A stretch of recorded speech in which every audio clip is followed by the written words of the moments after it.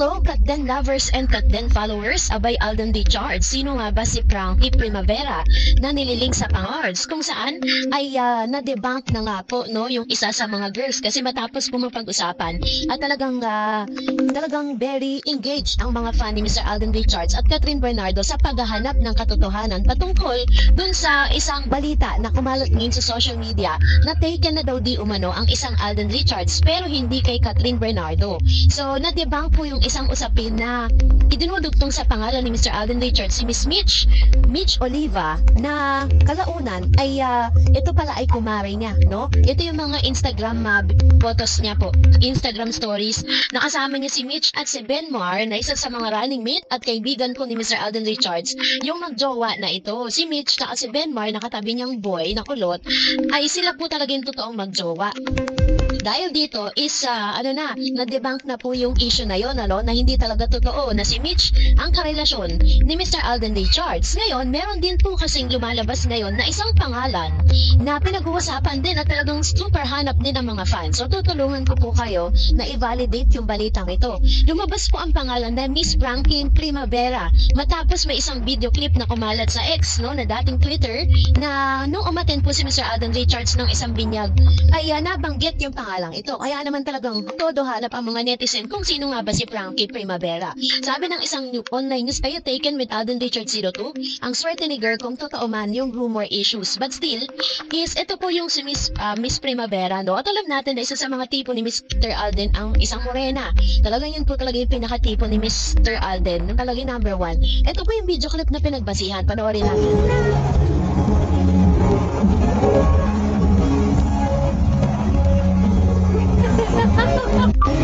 Matapos mabanggit ng kumare niya na ito na hindi naman natin kilala at wala naman talagang pangalan, ay binanggit po ang pangalan ni Frankie pero wala namang apelido. Pero base po sa mga reports at base po sa mga usap-usapan sa social media, ang apelido daw nitong Frankie is Primavera. So in-stalk po natin yung kanyang Instagram and here it is. So ito yung kanyang Instagram at nakita natin na talagang meron siyang Instagram account and syempre ang check agad natin kung isa ba siya sa mga pina-follow nitong si Mr. Alden Richards. Ayan, tinip yung Alden Richards. Tinignan ko kung pina-follow niya. Yan po yung mga followers niya. So walang sino mang mga celebrity ang naka-follow dito kay Primavera. Walang sino kahit sino, pero doon po sa kabila naman chinek natin kung fina-follow niya ba si Alden Richards. Yan. So nung chinek natin, nakita natin na naka-follow siya kay Bernadette Pocat, naka-follow siya kay Alden Richards at naka-follow din siya kay Mama Min. So ito po yung mga fina-follow niya, pero siya walang naka-follow sa kanya kahit isang celebrity. Kumbaga parang private person siya, parang pribadong tao siya. So, kung totoo talaga na inuugnay yung pangalan ni Mr. Alden Richards dito sa babaeng ito, bakit hindi siya pina-follow ni Alden?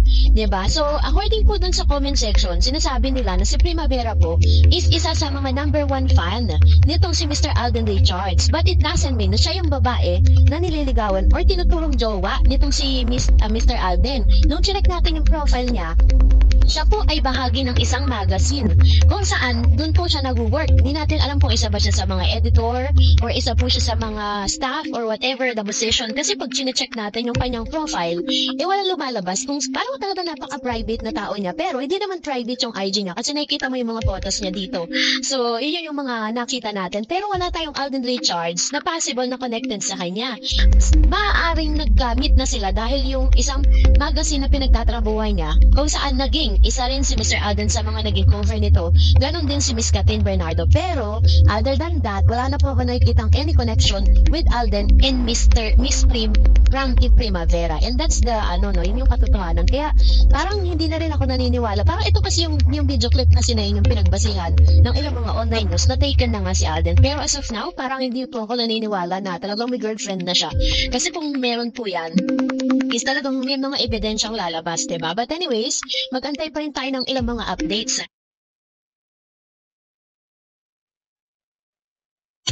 Hello Katden lovers and Katden followers, abay ABS-CBN at GMA.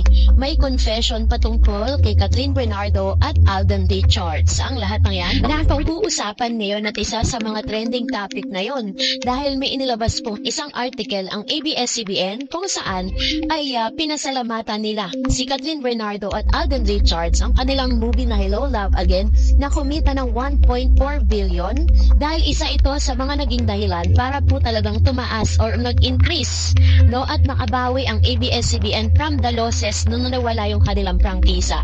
Inamin po ng ABS-CBN na malaking tulong ang grupo ng Bini at saka ito pong ang pelikula ni Catherine Bernardo at Alden Richards sa lahat ng mga projects na meron si Catherine sa pagtaas nga ng income muli ng ABS-CBN. Kasi matatandaan po natin na matapos na mawalan sila ng prangkisa, nakikibahay na lang sila, no?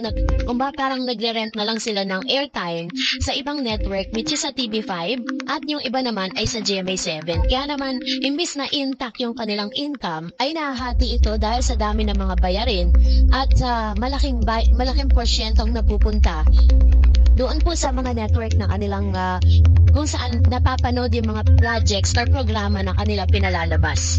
And this time, ito na, usap-usapan po na kung talagang ngangkat din po ang isa sa mga dahilan kung bakit tumaas ang kanilang income, ay gumagawa na po ng paraan. Ang ABS-CBN at ang GMA, pinag-uusapan ng collaboration projects na gagawin para kay Mr. Alden Richards at kay Miss Catherine. Isa sa mga lumabas 19 hours ago na ito na kaya ang pagsasamahang muli ni Catherine Bernardo at Alden Richards kung saan sila po ay bibida sa seryeng Marimar na kanila pong i-remake.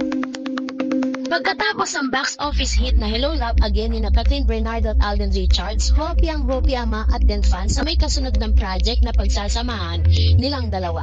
May mga lumutang kasi na usap-usapan ng kesyo may nilulutong drama series na collaboration ang GMA7 at ang ABS-CBN Studio. Ito na kaya ang pagsasamahan muli ni Catherine at Alden? Pwede dahil may lumulutang na kwento, i-remake na naman daw nila ang Marimar na pagbibidahan ng dalawa. Sa ganda at kaseksihan ngayon ni Catherine, perfect siya maging Marimar at sino pa ba ang pwedeng maging seryo? Walang iba kundi si Alden. Ayon sa ilang napagtanungan natin, may pag-uusap na daw di umano ang dalawang network tungkol sa collaboration ito. Pero sabi ng isa sa mga reliable source, sobrang mahal daw ang siningil ng Mexican production na nagmamay-ari ng Marimar at sobrang tagal na nga ng sikat na Mexican telenovelang ito at ilang beses nang ine-ere sa iba't ibang istasyon. Ang OA pa rin daw ng presyo ng franchise. Natigil na raw ang usapan at wala kaming balita kung itutuloy pa ba ng Katden ng teleserye. So isa yan sa mga sa mga parang naging dahilan kung bakit hanggang hindi nagmaterialize. Pero according po sa source, hanggang ngayon hinihilot pa rin, no, yung pagpa-franchise kasi kapag po gumawa kayo ng isang remake, magbabayad kayo dun sa totoong author and director. Hindi kang pwedeng gagawin mo lang or kokopyahin mo lang yung storya kasi pwede kang makasuhan ng copyright infringement na isa yan sa mga case na binafile kapag po nakita parang kinapi yung isang material. So, ganun po binibili po nila yan sa ibang bansa. And for that, dahil po dyan is isa yan sa mga pag-uusap na ginagawa kung paano or parang hinihilot pa nila yung nasabing producers and directors po ng nasabing Mexican serye. Kaya ngayon, syempre, habang nag-aanday si Catherine at si Alden Richards patungkol sa mga projects na ito, ay gumagawa po sila ng ibang mga projects. Tingin mo si Alden, wala po siyang ginagawa ngayon kasi yan po talaga yung nakatakdang gagawin. Si Miss Catherine naman ay sumabak naman bilang isa sa mga hurado ng PGT or Pilipinas Got Talent. Kaya pala, mas nauna yun kasi kung tutuusin, pagkatapos ng movie success nila, pagkatapos na napakalaki ng ipinasok nila sa kanila mga network, napaka-imposible na hindi po yun masundan. Kasi sabi nga ng kasabihan, diba, strike while the iron is hot. Hanggang may mga taong sumusuporta sila at mainit na sinusuportahan sila. Aso nga lang, isa sa mga naging problema kung bakit po hindi nag-materialize yung project na yun dahil napaka-OA ng presyo ng franchise ng nasabing serye. Kaya nga, sabi ng ilang mga netizens, reason bakit daw kailangang remake yung gawin. Magagaling naman ang mga writers, directors, and producers ng Pilipinas kung saan parang mas okay talaga. Kung ako po, kung sa aking opinion, mas gugustuhin ko pa rin na original kasi kapag kukuha tayo or nagpa-franchise tayo ng mga material sa ibang bansa, parang nililimitahan natin yung mga kapwa Pilipino natin na gumawa ng sariling atin na may pagmamalaki natin. Well, in fact, marami naman mga serye na binibili din ng mga taga-ibang bansa katulad ng Pangako Sa'yo na ginawa po ni Miss Christine Hermosa at saka ni Mr. Jericho Rosales na ngayon ay napapanood din sa ibang bansa. Kumbaga pinranchise din nila. So, ang pinaka-the best dyan is gumawa na lang ng sariling material para po sakat din. At least sila po yung original.